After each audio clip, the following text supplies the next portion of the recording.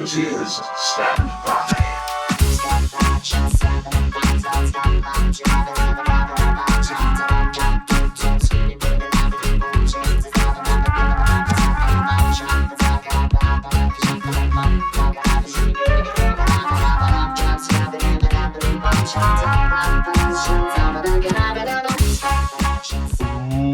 Welcome, ladies and gents, boys and girls, to another episode of Roboteers Stand By, a robot combat podcast all about robot combat with me, my good self, Rob Taylor Hastings, and sat a billion miles away, as always, in these COVID-19 times, it is Richard Perry.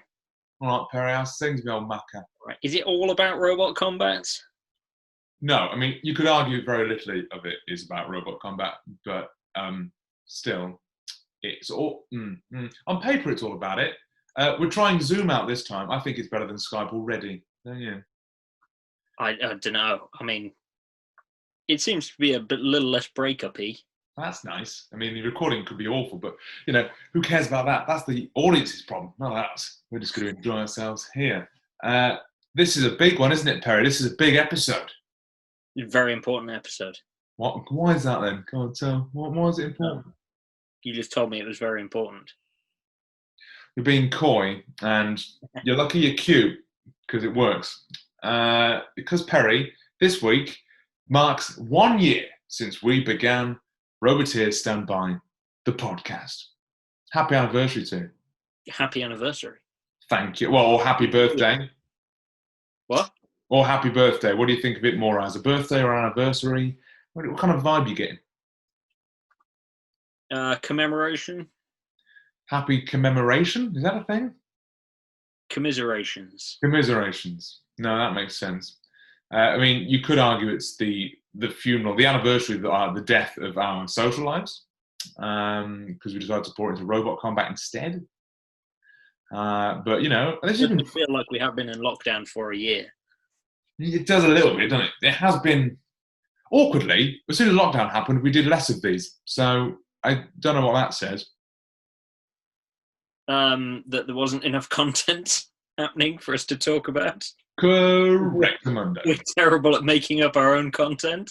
Absolutely. That's what it says. I'm fine with that. But we thought, you know, we'd do like a... God, that's been a crazy year, you know, like a look back on where we were and where we've got to, the changes of times, the improvements, you know, the degradation of our lives, that kind of thing, you know. So you first. Well, I'm glad we got rid of the news section. Hey, now, that's not gone. That's still there. It's just, there's not a lot of it at the moment to go around. Have I got any news? News? You've got some news. Have I? Have you? You just said you got some news. No, I said you've got personal news. Oh, I mean, okay, in that case, thank you. In that case, news!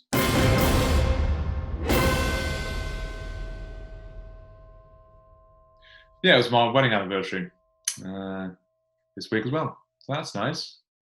2 years married.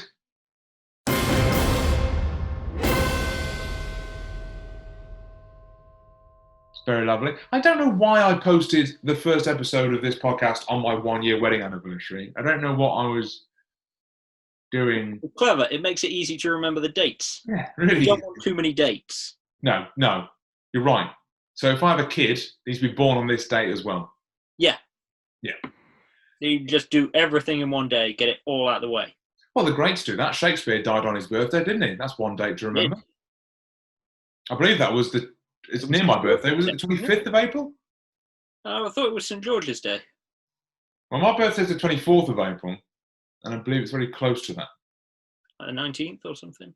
No, it's in the 20s, I think. I just know that Stratford upon Avon does a big thing for Shakespeare's birthday / death day. Well, they did when I was a kid, at least. You go to Stratford on Avon a lot. That's on like the opposite side of Coventry to where you lived.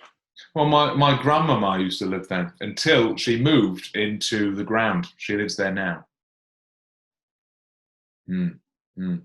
It's a shrewd move. It's much cheaper accommodation. We see a lot less there. But yeah, Stratford upon Avon, great place, mate. We love it. We had our first talk about anniversaries. You know, our first night as a married couple, we stayed in Stratford-upon-Avon because it was close to where we got married. Lovely arts and crafts festival going on. I highly recommend a trip to Stratford-upon-Avon. Anyone that lives vaguely nearby, you know, don't travel that far for it. It's nice at Christmas time as well. Lovely at Christmas. Good lights around Put Stratford. on like a big effort with the lights and stuff. They do, don't they? We used to drive around Stratford-upon-Avon when I was little at Christmas time to look at the lights. We used to go canoeing in the river there. At Christmas time specifically, or not at Christmas time, in the summertime. It's good. But yeah, we'd sort of park up just outside and then paddle down the river into town, and then arse around on the weir for like an afternoon. Nothing better than a family day out on a weir. Oh, it wasn't a family day out. It was with the Mercia Canoe Club. Oh, for God's sake! Just the more I get to know you, Craig, which I didn't think was possible. So cool. Well, we're going to drill down into that comment, but when were you part of the Mercia Canoe Club? When I was like a kid. Yeah, but I knew you when you were like 13, so when did that happen? Before then. Right. So when we met each other, you'd already mucked around on a weir. Yeah. I fell into the Coventry Canal Basin a lot. That explains a lot about you and your general health and well-being. You know, remember in Coventry Canal Basin, young hoodlums used to steal the sea from Canal, and it was very funny. Was it you, Kerry? Yeah. Well, I mean, you know, good times. So, you know, let's think. Right, they couldn't get to you. Say again? You're right if you're in a canoe because they couldn't get to you. Who couldn't get to you? Hoodlums. Hoodlums. Well, I mean, were you in a canoe, or were you in a kayak? A kayak. In a kayak, yes. I mean, let's differentiate here. Kayak's a very speedy machine. I once fell off a kayak and had to be rescued by an 80-year-old man.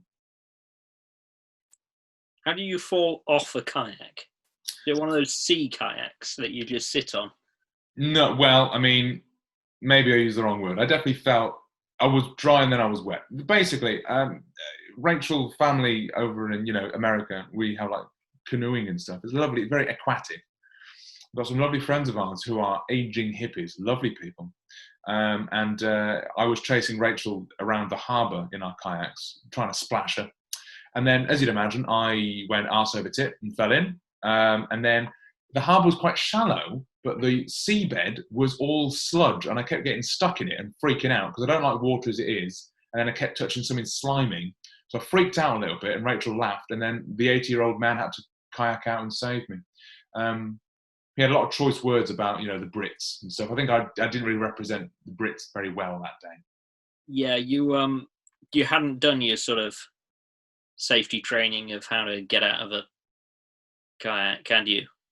Well, I mean, when I was younger, we went to, you know, from my primary school, because I grew up as an absolute posho, so it was a private primary school, and that had like its own country house. So we used to go to Nap House every year down in Devon, and you know, we did kayak safety, where we'd be in a swimming pool in a kayak, and we'd purposefully capsize and get out of it, and then try and get back in. But I was 10, and I, you know, 20 years later, I forgot how to do that. You'd do the old Eskimo roll.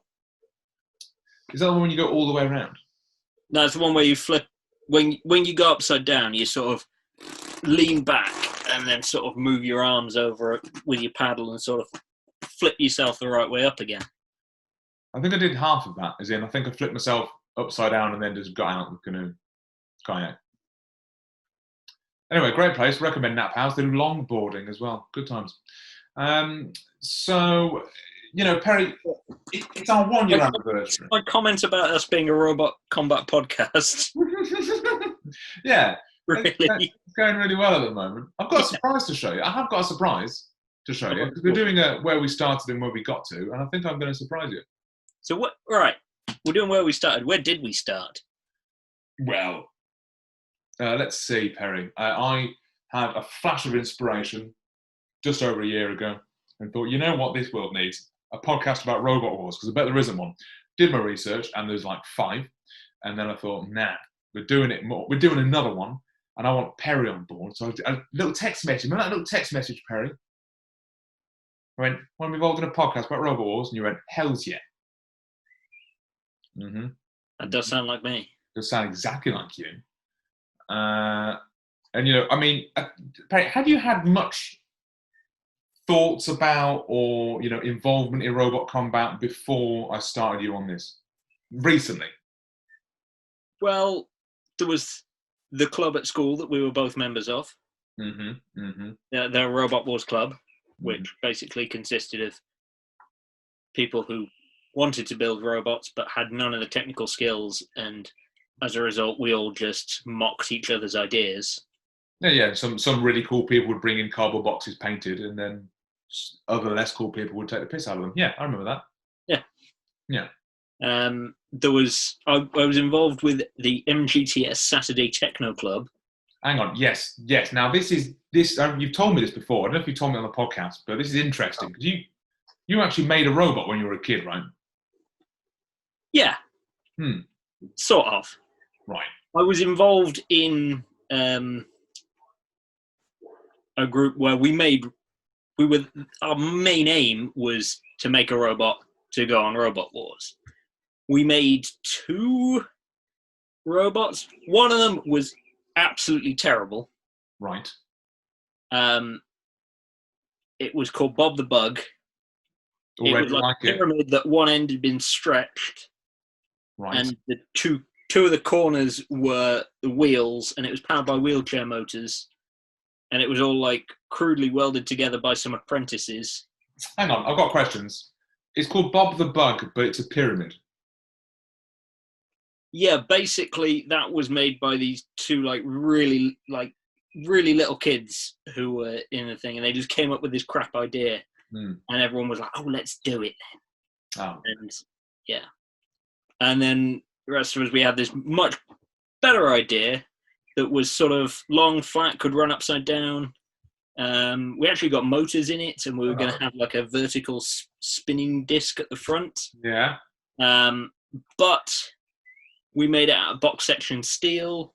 Oh, well, the apprentices who we spec'd it to, we didn't really specify what thickness of steel for them to actually construct it out of, and they made it out of really, really thick box section steel. And as a result, just the chassis alone was well over the weight limit. So you say you built 2 robots. You built 1 robot and a shell. Yeah, basically. Okay.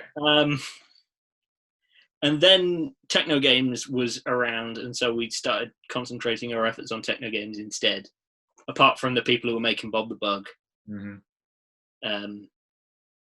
Yeah. So when did you leave this techno club? What level? I've got a medal somewhere. After Techno Games stopped being on TV, they started something called the UK Robotic Games. Hello. And I think we won the relay and the football. Mate, that's great. That's huge. Why have you not mentioned that before on this robotic podcast thing? Yeah, I probably should have done. Yeah, you should have done. You got a medal. You got a medal. People would have taken us more seriously. You got a medal. If Robo Nerd ever happens again, I'll have to dig it out. Please. And wear it walking around. Please. We could actually, I think you find we are legitimate Roboteers because that bloke, Perry's got a medal. So, you don't just get that. Bob the Bug was actually on Robot Wars. Was he? We went to it. Hang on. Well, they took it along, and it was absolutely terrible. I've looked for it. I've tried to find the footage, and I can't find it anywhere. It might have just been a qualifying thing. Is he on the Robot Wars wiki? I don't think so. I don't think he even qualified. Craig Charles was very derogatory of it. I remember that. That's not very nice. Yeah, I'm not seeing it, but you see, that's a great one. But your deep cutters when it comes to Robot Wars kind of fiction and the lore. Bob the Bug, there you go, as an unknown one. Yeah, but I wasn't really involved in the construction of that. Oh, no. We were more arsing around with RC cars at the time and trying to get the relay and robot football thing working. I mean, I like what you did there, arsing around with RC cars. It's very good. We should change the name of this to something like RCing around. Very clever. That could work. Good work. What 1 year anniversary? Just throw the name out the window. Hey, mate, in the first year, I changed the grammar on that name 3 times, I think. I changed the logo twice. I still think we should have been called Damage Control, Style and Aggression. Yeah, it's pretty good. Yeah, it's good. Yeah, there's already one called 321 Activate. So we've taken Roboteers Stand By, which is, the first, we come first in that quote, Roboteers. We're better than them. We're better than, well, I don't think we are, but, I've listened to a couple of their episodes and they're very good, although I've had nothing to do with them. Don't know why. Don't know how I've not come across them, but there we go. Maybe we should do a crossover episode with them. Hey, I had a vision driving to work yesterday for some reason, where we was like, the end of Avengers Endgame, where all the portals open up and Captain gets all of his friends, doing like some sort of robot combat podcast version of that, where we just crudely paste people's faces over all the superheroes coming out of portals. Don't know why I had that thought. Someone out there better than me, make it. Oh, on that, last episode, I asked some of our listeners to make a shopping list for me because I couldn't find a pen and paper. And Jevon from World of Woodrow, and Caleb, both of you messaged me and did it. Absolute heroes. So thank you. Thank you both. Jevon and Caleb, thank you for that. Did you get any of the things? Do you want to see what I've made, Perry? I do, but first I'm going to have to plug my laptop in. Okay, that was not what I was expecting you to say, so good stuff. Right, yes, he's plugging it in, ladies and gents. I think we're going to be fine. Are we okay? Little lights come on. Right. Right. Load on. Yeah, did you get titanium? Because I've gotten some titanium. Did I? No, mate. I've got a whole thing to talk to you about when it comes to armament. Needless to say, I've not got titanium for reasons. But anyway, hang on. I'll just use the switch that I've installed. Oh, what's that? The LED light that I've installed has come on. I've gone all out, mate. Hang on. Are you ready? I am ready. Please do stand and pay respect for. He's getting there. Wedgley Snipes. Here he is. Oh, dude. I made him move and everything. That's awesome.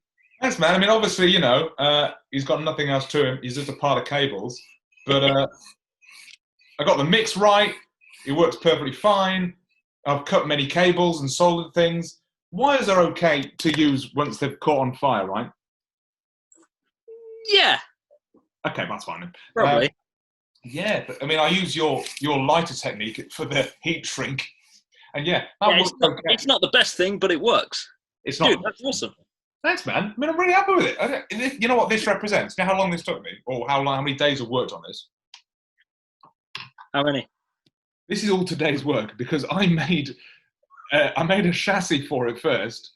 And then when it came to putting it all together, I realised it was hysterically small and thought, piss, I really wanted to show Perry something. So I spent like 3 hours today just doing this instead.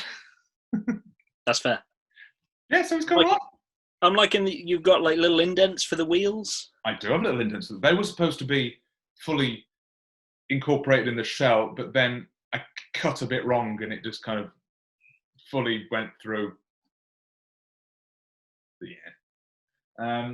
So anyway, on armament, so polycarb, why is it so hard to cut? Because right, so hang on. Yeah, last episode, I showed you my tools, right, and I used this bloody thing, hang on, apologies for listeners that can't see this, I'm holding up my hacksaw, and it was impossible to use. And then I spoke to you and Joe from Bristol Bot Builders, and you were like, please use a bot cutter, can't you? So then I was on the phone to you and just had Rachel's Leatherman, so I was just using this Leatherman as a knife. I love the fact that it's Rachel's Leatherman. Yeah, I got it for Christmas one year. I was just using that, and that takes forever to get through. And then I read online, they're like, I'm sure you can just cut it with scissors. So I just use this, and yeah, you can just cut it with scissors. Why are hacksaws so bad? I told you to try scissors. Yeah, but I didn't listen to you. You didn't listen to me. You looked online. Yeah, yeah, Anonymous strangers from the internet. right, yeah. Yeah. So my next step is I need to trim the speed, the wires from the speed controllers because they're way too long. They take up way too much room. Mm. I spoke to Joe, and he said that you can just cut the green ones just like the red and the black ones and solder them together, and it's all fine. So, just going to do that. Hope for the best. Yeah, make sure you don't like. Obviously, you want each of the wires soldered and heat shrinked separately. You don't want them to. Oh yeah. I've been very good at heat shrinking until I got to this bit where it was a 3-way heat shrink with the LED. And then it just went to absolute cock. And this has got gaffer tape around it because I had a bit of a mini breakdown with it because it just kept picking apart. Not gonna lie, I finally the other week, after like this has been weeks and weeks ago, I sort of did the drivetrain on my robot, and I forgot to put the heat shrink thing on like the final connection to my motor, and I was like, sod it one, be fine, and just put a bit of tape on it, and like. Just the other week, I was like, I should probably fix that if I'm going to show it to people on the internet.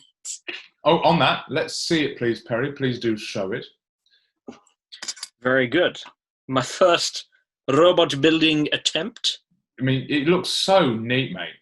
I love the innards. So is that all titanium now? Really? Compared to my absolute cluster, you've got 4 motors in there and everything. I don't know how you've done that. It's quite interesting. If you look at it from the bottom, like the rim 2 motors are further apart than the front 2. Yeah.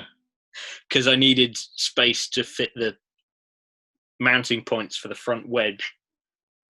Oh, I see. Yeah, but it now has 0.5 mil titanium on the front and sides, and a little bit of the back as well. Oh, I like that detail, Perry. Sort of folds around. Yeah, no, I like that a lot. It's got very, very exposed switch at the rear. I think mine's going to have the same problem. But yeah, I do definitely need to neaten up my soldering on my receiver because that's a bit dodgy. Yeah, so what is the best technique of soldering? Because all I've been doing is like getting my little third arm thing, making sure they touch together, and then just hoping to Christ that the solder goes in the right place. Watch some videos on it. I'm going to have to on I am no expert on soldering. That will become readily apparent to both of our listeners that are. Yep. What I do is dunk each wire in a little bit of flux. Okay. Push them together, like twist them together, or if it's 2 wires, what I tend to do is just sort of push them together so they kind of mesh. Okay. Mm-hmm. And then you want to put a bit of solder on the tip of your soldering iron, get it nice and hot. Put a bit of solder on the tip of it. Okay. Yeah, I've got a thing that came with mine called like tip tinner, which is basically you just dunk it in and it coats the tip of your soldering iron. It just means that that's much more thermally conductive. And then you sort of, I'll put it on, usually on the bottom of the wires that I'm trying to attach together, and heat them up, and then add the solder from the top. And then when that doesn't work, I just like mash it all together until the solder melts and goes over everything. I think in combat, my biggest weakness is going to be if I just get nudged and all the solder just pings apart, which is highly possible. Yeah, I can see that. Yeah. See, I've got another motor for a flipper though, because that's one my shrink for. Say again. That's what the heat shrink's for. It holds it all together. Yeah. Yeah, I've also realised that you can't just cut heat shrink down the side and fold it back round, because if you then heat it, it'll open itself up like a flower, like it's taking the piss out of you. Yeah. Yeah. So you got to put it on beforehand. Yeah, I found that out. Yeah. Yeah. And what I'm thinking for Wedgley Snipes is I'm just gonna keep it all transparent except for the top. That I'm just gonna like coat in just pictures of Wesley Snipes, like he's like my teenage crush. Pretty good. You should then like tweet it to Wesley Snipes. He would love it. Here's my question. A day in prison. Here's my question. Actually, I'll show you everything. So, as part of my anniversary gift, robot stuff, but also But it forgot me this bag that's for like fishing tackle, but it's amazing for robot stuff, right? So hang on, in this compartment, you open it up, and what I've put in there is notebook, obviously. But here we go, like kind of plastic segmenty bits for like wires and stuff like that. And again, here, and then soldering iron and whatnot. I won't go into the rest, it'll bore you. The reason why I got it out is because I've got this other motor here, and I wonder if you know the answer, and if not, does some of our listeners. I've got this to make a flipper, right? Where do I put it? How does that become a flipper? Any thoughts? I can answer this. Oh, good. Because I've got the same one. Oh. Yeah. I'll point out to any listeners, we are currently both holding a MG90S micro server. Yes. The one with the metal gears.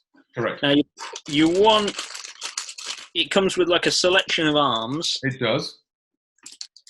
You want just the single arm. Yeah, I've got that one on there. Is that one there? That one? Yeah. Is that the one? Yes? Yeah, that's the one. That's what I figured.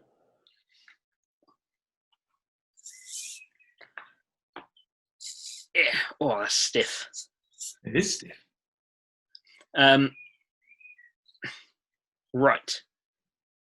So you will mount this. I can use this with... I can show off some of my prototypes for my flipper design. Please, I mean, look at that. Just look at it. Ooh. It's beautiful, mate. It's because I don't know how to use CAD, and so I've just been prototyping in cardboard, so I can actually get the complex sort of faceted design that I tried to go with, which was a horrible mistake. No. See, I was like, I'm going to do the same thing as Perry, and then I went, no, I'm going for a square. Because I know my limits. Don't blame you. Yeah.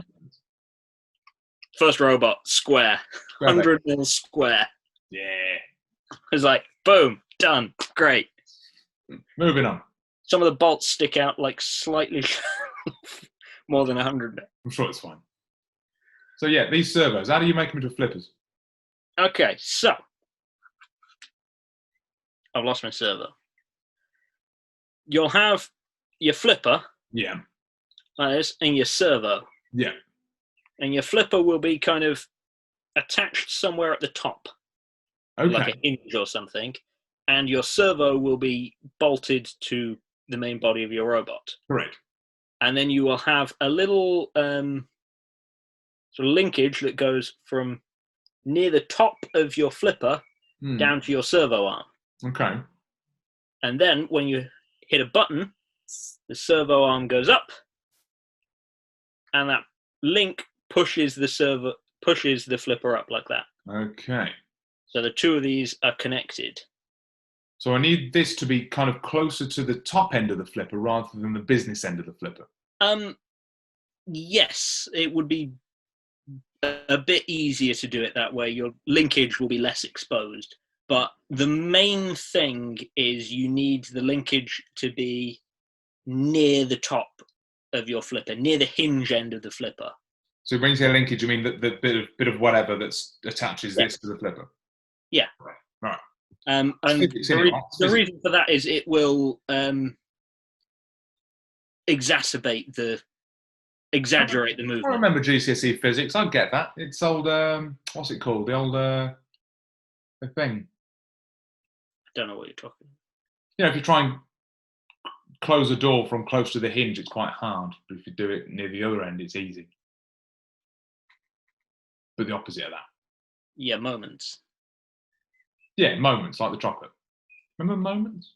Those? I think they're like a minstrel. Don't know. I remember revels. Oh, so I'm just why is it just like a bit of wire, like a bit of stiff wire that you just thread through there, and basically, I don't know the exact gauge, but some sort of like thick solid wire that you can manipulate with a pair of pliers and some difficulty. It'd probably be best. That's fair. And do you think I could like mount that above my drive motor so it's like bearish? Potentially. You could probably put it like just in front of them, perhaps. Well, if it was like, because all these, that's why I'm gonna get really pissy wires. Because look, they're everywhere. So I could put it just like, hang on. Sorry, listeners. I'm just trying to. I'm trying to. I like the fact that we're still calling them listeners, even though we're not bothering to explain what they can't see. I'm currently arsing around with a bit of a robot. That's all you need to know. So there, it could go there. Would that be all right? Potentially. The issue is like how steep your wedge is going to be, because it's got to clear. It's got to clear that bit, hasn't it? Yeah. You have to be pretty steep, I think. Like, this is one of the problems I've got with this. I'm currently waiting. I've got my chassis made out and cut to Lovely. stuff, It's so nice. and a couple of main bracing struts. I'm going to build it around that. But first, I want to put my wheels in. Motors. Mm-hmm. And then I can sort of position everything where I need to be and make changes as I need. So we can officially say, Perry, look how far we've come in a year. I mean, you know. Who'd have thought it? I didn't think we'd ever get here, Perry. You know. I didn't think we'd get anywhere near here. Totally. My wife definitely didn't. Because I spent, in my time of Robots Live, which sadly, this year there's been none of, for obvious reasons. I always, we used to talk about, because Harry was there and the Bristol Bot Builder guys were there and Dave Weston with his ant weights as well. And I'd always be like, asking how cheap they are. And so on stage, I'll be saying, guys, you can get into ant weight building. It's the easiest thing. It's not the easiest thing. It's hard. It is difficult. It is tricky as all hell. But I think, with the help of people like Bristol Bot Builders and whatnot, it is doable. It's not impossible. Oh, 100%. Like, I'm already planning my third ant weight. Oh my God. Have I started something? Have I awakened a beast? It's pretty cheap. It's kind of fun. Keeps me off the streets. Finally. Yeah. Well, but yeah, I want to try and build a spinner. Oh, mate. Please don't. You'll knacker up my one. Where are we going to fight? We don't have an arena. Well, that's what I was thinking. Well, spinner, no. But, when we can finally be together, we'll have to keep the video going. And I'll build like a little arena thing in my living room. And we can fight. And also... Put it in that big chest that you've got as a coffee table. Yeah, man. See, that works. That's a genius idea. Genius, Perry. Genius. That's why we pay you the big bucks. You want to see my robot move? Because I can make it move. Which one? The one that I've built that actually works. There's a horrible mess of wires. Keep forgetting its name. Torcules, I think I was going with, or the Titanium Terror. I don't know. Torcules is very good. Every time you tell me, I'm like, that's the one. So let me see Torcules move, please. All right. Oh God, shut up. Classic. What? Oh God, you're moving a bit too much. A bit too much. All right, can you see him? I can see him. Oh my God, he's a speedy bugger, isn't he? Yeah, he's got 4 motors. Bloody hellfire, mate. I'm all of a sudden really scared for Wedgley Snipes. And also, these wheels are incredibly grippy. Oh, you went for the very grippy ones, didn't you? They're quite wide. Yeah. Yeah. Wow. But yeah, I'm quite pleased with it. I've just got to do a little bit of resoldering on the receiver and make some sort of, well, actually no, I've made a little top plate. Very nice. Does it run upside down? No. Ah, right. Not yet, because the titanium currently goes a little bit too high and the chassis is sort of ever so slightly not dead straight. But I'm going to take a file at some point when I can be bothered. I'm going to take a file to some of the titanium and just grind it down a bit to get it to the right height, so it will hopefully run upside down. I want to make something a bit stiffer to for the top plates. So I've got some carbon fiber.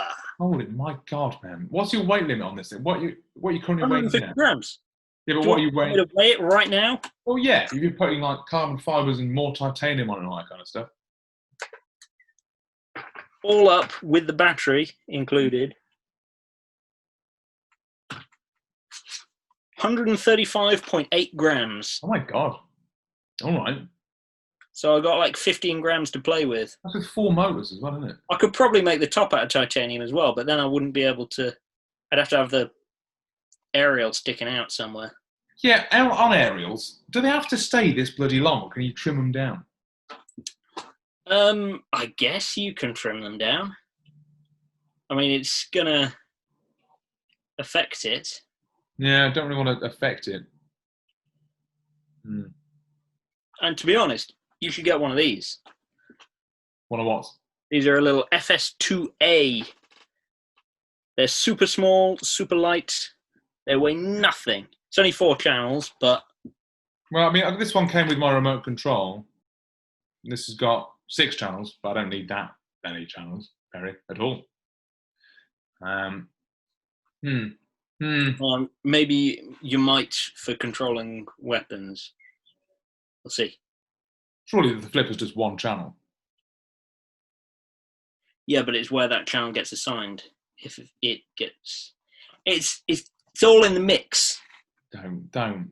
No, it took half an hour of me just screaming at the controller to get it to go right. So I'm impressed you managed to get it to go right and in the right directions as well. I did, man. It took me a long time to figure out. I mean, yeah, but you've got dual sticks. Mine just works off the right stick, so this is just forward, side to side. That's kind of cool. Yeah, and then I'm presuming I'll make that flip. Yeah, that could work. I'll think about doing it. Although I really want it to be one of these. That has like a proper click to it, you know? Yeah. Don't know what that would do, but still. You can assign various things, especially if you connected your servo to like channel 5 or 6. Right. Then you could have it be one of those switches. I mean, I don't understand enough about assigning controls and the mix on controllers. I sort of fiddle with it until I get it to work, and then try not to touch it again ever. well, I mean, welcome to married life. We've come very far. We've explained where you started this, this time last year. And yeah, as I say, where I started was just chatting about robots on stage, and I hadn't really ever looked at it. But I think now, if we go back to Robots Live 2021, then, which I don't want to see you there, Perry, because I've only been to like 1 or 2. It's true. I do need to get them all. I think I could look in a robot and understand what's going on, which is quite nice. Yeah. I mean, at very basic level, the beefed up heavyweights, it's basically just the same as this. Yeah. They've got a battery. They've got a removable link instead of a switch. They've got a receiver. They've got speed controllers. They've got BEC to make sure that it doesn't fry the... Oh, I did get a BEC. I did get contacted by Joe from Bristol Bot Builders being like, Jesus Christ, I watched that episode. I was just waiting for it to explode. That's, again, one of the benefits of these. It can run on 7.4 volts. That is quite good. That is one less bit of kit that I need to fit in this thing. And it's also much lighter. Is it? Yeah. Look at the size of it. It's tiny. Yeah, compared to what came with my old controller, which is that. And it doesn't taste. So I've got to put some insulation on that because I don't want anything to sort of short. Oh, right, okay. But I'm a bit worried about my flipper. It doesn't really sit on the ground yet. I might have to put some ballast just on the front just to make it sit down. Oh, well, sure, it's fine. One thing that I've got to do...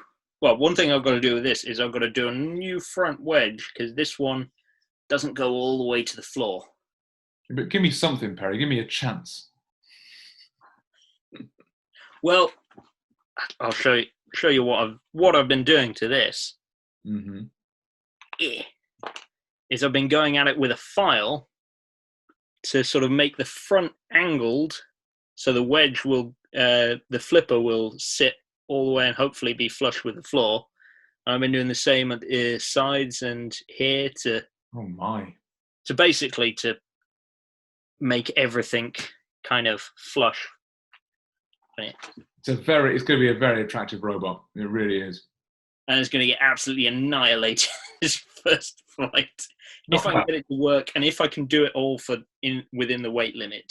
Yeah, I mean, if its first fight is against me, I think you'll be fine. You say that. I do, literally. Yeah. Again, this is me in a London flat with no outdoor space, no workshop, with a pair of scissors and a hacksaw that does bugger all. So, it's not doing that well. Mm-hmm. Mm-hmm. So, I mean, what do you see on the horizon for the rest of this period? What can we expand this time next year when it's 2 years on? Where would we be? Where would you want to be? Yeah. Where do you want to be? I think we should make a declaration right here that by next year, mm-hmm. I can see you cringing already. Mm-hmm. We're going to build a Beetle. God's sake. I will point out, the last time you made a declaration, or made us make a declaration about building an ant-weight robot, the limit on that was going to be the beginning of April, end of March this year. Hey, I got mine sort of running by then. All right. Fair enough. So you're Perry who sticks to his words, are you? Sure. I mean, let's be honest. If we're making a Beetle, who's going to be making it? It's going to be you, mate. Most of the work. Mostly you. But I'll come up and work in the workshop with you and cough. It'll be nice. It'll be fun. I like that. We'll do some, building episodes. We'll stick the laptop in the corner and get the filming going. I have already got some ESCs from Bristol Bot Builders. Maybe we should talk to them about sponsorship or something. I've got their stickers here and everything. Like, it's just the amount of money I've given them over the last 2 weeks is insane. Yeah, I got their new sort of cool combined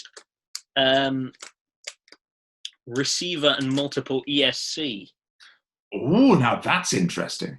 So it's just one thing. You have the power coming in via a switch, and then you connect 2 motors to it, or 4 motors to it. How many inputs? And then it's got another slot so you can attach a brushed weapon motor, or it's got attachment points at the side where you can wire in up to 2 servos or control for a brushless ESC. Wow, man, how much are those going for? I think it's like 15 quid. It looks nice, man. So that takes the place of your ESCs, your receiver, and both ESCs. I mean, that strips it right down. This is what I'm hopefully using with my wedgie creation thing. Wedgie creation. Have you got a name for it yet, other than wedgie creation? Wedgie creation. I was thinking Have Blue. Have Blue? Yes. Why? I'm sure some of our listeners will be able to tell you. Have Blue. Yeah. Because it's a flipper. Is it a cheese joke? Is it about blue cheese? It's not a cheese joke.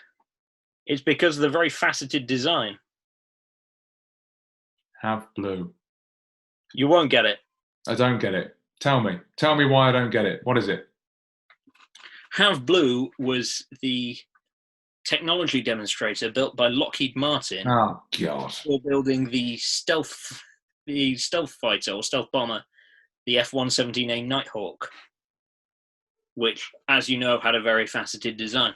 Yeah, I don't know why I asked. And the moment I asked, I realised it was you're going to talk about planes or a tank or something.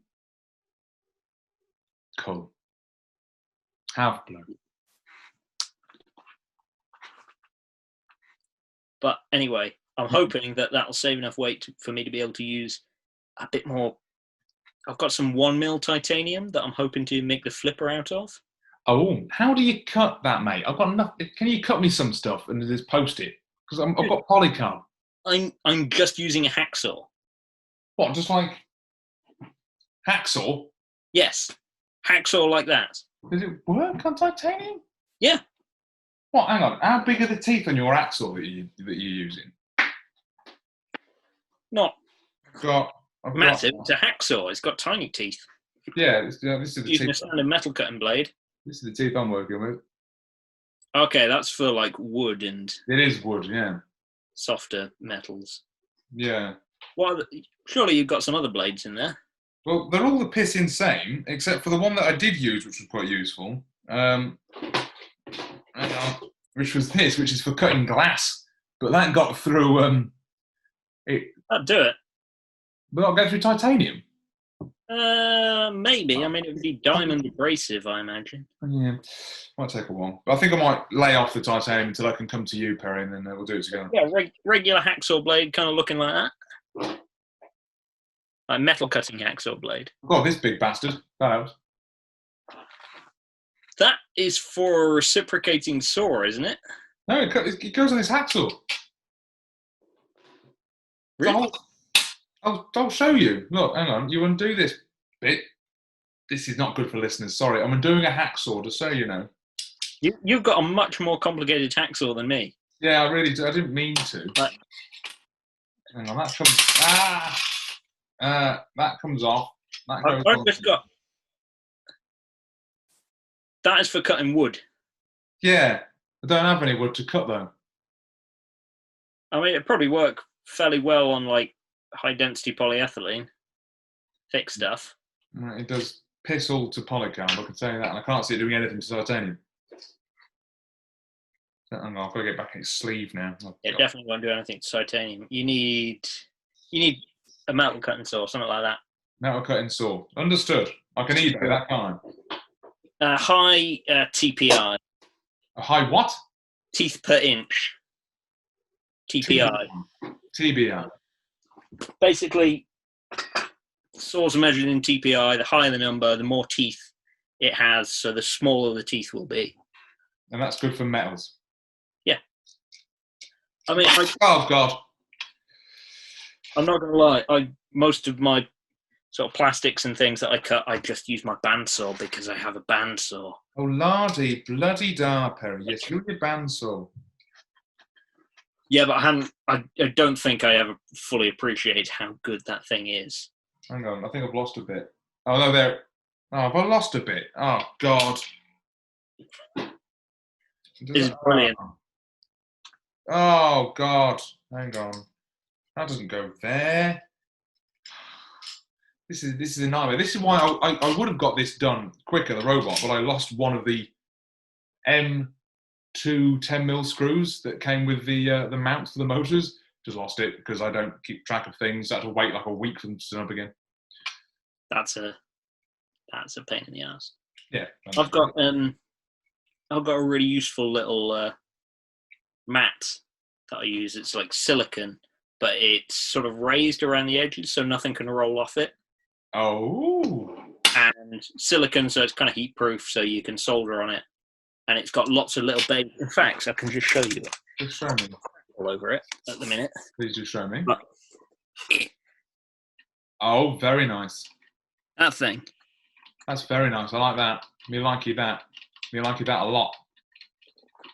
It's so useful for just control, especially when you're taking stuff apart and you can just be like, okay, I'll put a screw there, and then it'll still be there when you come back to it. Yeah, I don't understand. Never happened to me. Hang on. Sorry, listeners. I'm just clicking things back into. But I don't know why I'm putting this away on while we're talking. I could just, not. Are you planning on using it? Well, right now. Yeah. Not really. I'll put it to the side. Put it to the side. So, what are your plans for the future then? Good question. I think we are going to stick with the video format of this podcast. Whether we're apart or together. I like the video bit. I like putting it on YouTube. I like to be able to show things and be like, a thing, that's good. And is it also because you've got a really cool background? Thanks, mate. This is going to change. I've noticed that. What's happened to all your toys? So what happened to that is we got back from living with the parents for 7 weeks thanks to quarantine, and during that time we decided we're going to buy the flat rather than, because it's co-owned, it's the whole thing. We're going to stay here, buy this flat rather than selling it, because listeners from the beginning will remember I've had looking for jobs drama, and I've had selling this bloody flat drama. Had a lot of drama. Oh, drama.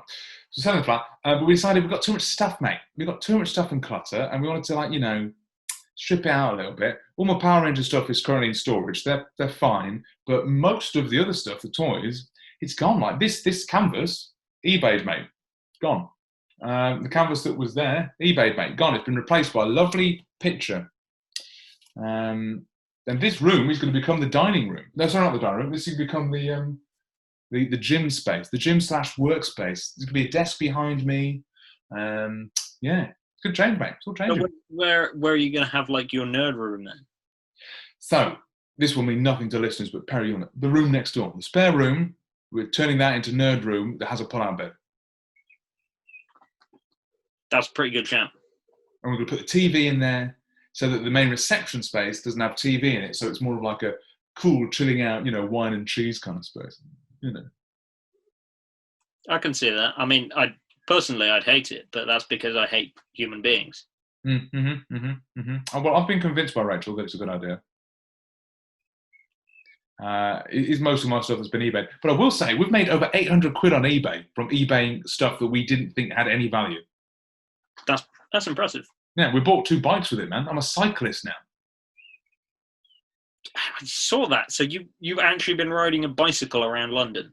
Yes, so thank you, Mr. I can't ride a bike. I can ride a bike. I've been to. You can't ride a bike. I said you forgot how to ride a bike. Yeah, I did forget how to ride a bike, but now I've relearned how to ride a bike, and I've been to Victoria Park and back 3 times in the past week. So pretty fun. It's impressive. Yeah, man. It's like an hour's ride there and back. You going to try and commute on it? Depends, man. Because to talk about the work drama that I had. Of course, now I've got a job, but thanks to COVID, offices aren't really a thing anymore. So I'm working from home, but I'm kind of hoping that whatever happens, office-wise, work-wise, that I can just cycle around the city and keep my carbon footprint nice and low, man, and keep the costs down, etc. So you're just one of those terrible people who's cycling around central London for fun. At the moment, everyone. At the weekend, yeah, very much, yeah, great. Rachel and I treated ourselves on our anniversary day to a 28-kilometre cycle. That sounds like quite the treat. I'll tell you something. Most anniversaries end with sore groin. Mine did also, but for a very different reason. She punched you there, didn't? For making a cycle 28 kilometres. Straight shot, right to the knackers. Yeah. That's good, man. I recommend it. Get a bike. Come cycle with us. I've got a bike. What, back in London? No, not in London. No. I don't ride a bike in London. I'm not mental. Mate, there's cycle superhighways everywhere. You're barely even on the road to them. Yeah, not where I live, there isn't. Oh, yeah, that's true. Yeah, I'll give you that. I'm going to cycle up to you. Next time you're down, I'm going to cycle up. That will be very entertaining. Have you got all the lycra and everything? Mate. You're just doing it in a suit. Yeah, full suit. I will say cycling in denim is a bad idea. I've discovered that quickly. Amazing. Yeah, that was quite a quick learn. But I'll strap on a bag full of robot stuff and I'll cycle to you and we'll build some bots, mate. It'll be lovely. It'll be the new age. It's what we are now, Perry. We're eco-friendly, we're carbon neutral, Roboteers, no longer on standby. Well, we haven't actually been to competed in a robot competition yet. I mean, that's going to be great. I mean, maybe that should be our goal for this, just to compete in a robot event. I feel like that's not something we should really commit to while we're in lockdown. That's fair.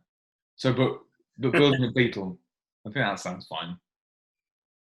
What kind of design would we do for a beetle?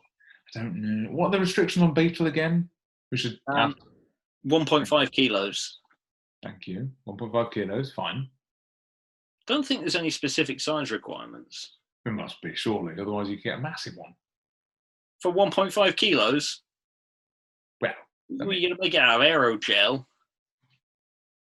yeah, that stuff that everyone knows about. Aerogel. You know about?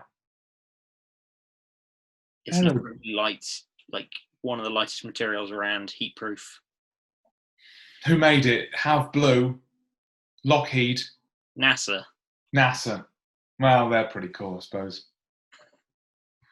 Also, should probably say, if you're listening to this and thinking, oh, Perry's like having a crack at cutting carbon fibre, it's very dangerous. Please explain to Doug. Don't do it much yourself. Well, for a start, it's quite hard, so any cutting tool you're going to use on it is going to blunt quickly. Secondly, it's fibrous and can conduct electricity, so you'll get tiny fibers everywhere that will short out motors. And thirdly, it can cause like breathing problems and also can get stuck in your skin. So you've got to be very careful, wear a properly rated respirator, wear decent gloves, preferably have some sort of vacuum thing on standby to stop the fibers from getting everywhere. And yeah, it's tricky. Do more research than I've done and be safe. You're going to try and do it. Did you know that stuff before you bought it, or did you research it after you bought it? Yeah, no, I was talking to a guy at RoboNerd last year who was telling me about it. He just went at it with a hacksaw and got it all over his hands and was like, don't do that. Amazing. Amazing. I love it. Good times. I mean, Perry, we've become experts. We're giving out advice on materials, on receivers and ESCs, Perry. You know, we're talking about building a Beetle and competing with ant weights. We've come so far, Perry. So proud of us. We stuck at something for a year, kind of. Lasted longer than Flint Angel. A lot longer than Flint, thank God. Actually, Flint Angel went for a really long time. Indeed, yeah. I mean, and also we've not really done one a week for this for a while. So that's quite sporadic. Still. Yeah. Not our fault there's no news, is there? We'll just do weekly diary updates on the builds from now on. That'll work. Yeah. That's not a promise, by the way. If anyone holds me to that. Yeah. So go on. What do you reckon we should do for a Beetle? What kind of... Well, Perry, you've got me teased and intrigued by the titanium, so I think let's titanium it up. Let's just do it. Let's just get it all titanium, baby. Mm-hmm. That's going to be really expensive. Well, you know, let's get a funder. Let me bloody Bristol Bot Builder should give it some funding. So, you know, that'll come back. Also, it'd be quite difficult to work. All right, fine. Well, what do you want? I came up with polycarb and baked bean tins. So they're my two limits. You're actually making yours out of baked bean tins? How am I sod, mate? How am I supposed to cut and mould baked bean tins here with no tools? You got a hacksaw? Yeah, but then I need to... Yeah, a hacksaw blade. Yeah, I've not got the right blade for it. I need to hammer it flat as well. So how am I going to do this? Yeah, that's true. Do you get a vice in the end? No, I barely even looked at that message. I saw that it was long and didn't read it. Got one of these. That is good. Suction cup on the bottom. To be honest, this really annoys me, and I want to get a one that clamps on. Mm-hmm. So I'll probably do that, and you could have this potentially. You all heard that, ladies and gents. That's a promise. That's a gift promise. But we were still recording. That's technically mine. Thanks, Perry. Appreciate it. Get it then. I'm also very aware that I'm doing all of this work on my mother-in-law's coffee table, so I'm also being very careful. Yeah, you should get one of those heat-proof mats. I've got one. Oh yeah, actually, I've got the cutting mat that you got me, so that's good. That works. I'll send you a link to these. Yeah. Please do. But anyway, so a Beetle. I think the future? Hammerbot, mate. Do it. Come on. Come on. Hammerbot? Why not? I was thinking, because, you know, I'm unoriginal, I was thinking four-wheel drive vert. For God's sake. The world's got enough for them, mate. I mean, egg beaters seem to work really well in beetle weights, don't they? The egg beater weapon. That could be good. We could get that milled out of some metal from the Alan and Dave Young's workshop. They could do that for us, probably. I was thinking more of just straight bar spinner. Make it out of something really dense. What, like you?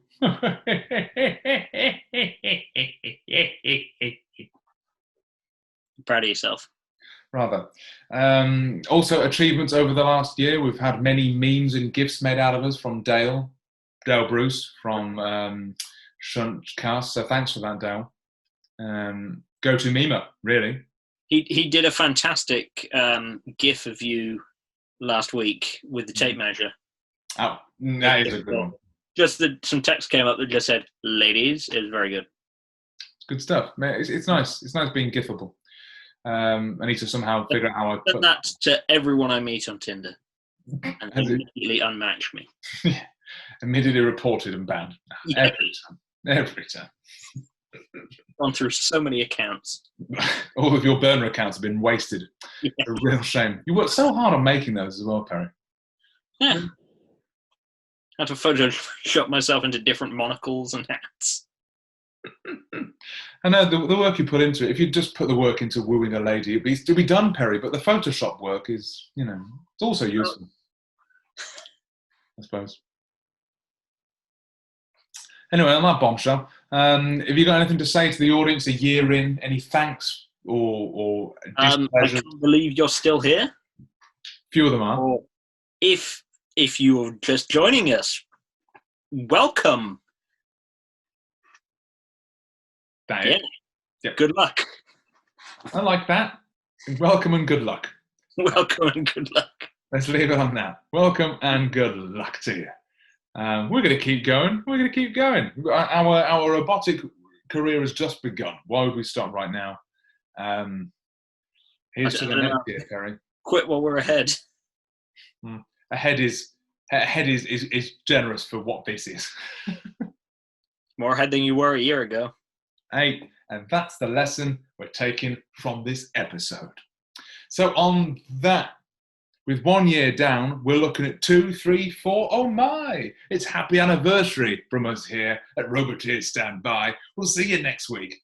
Bye!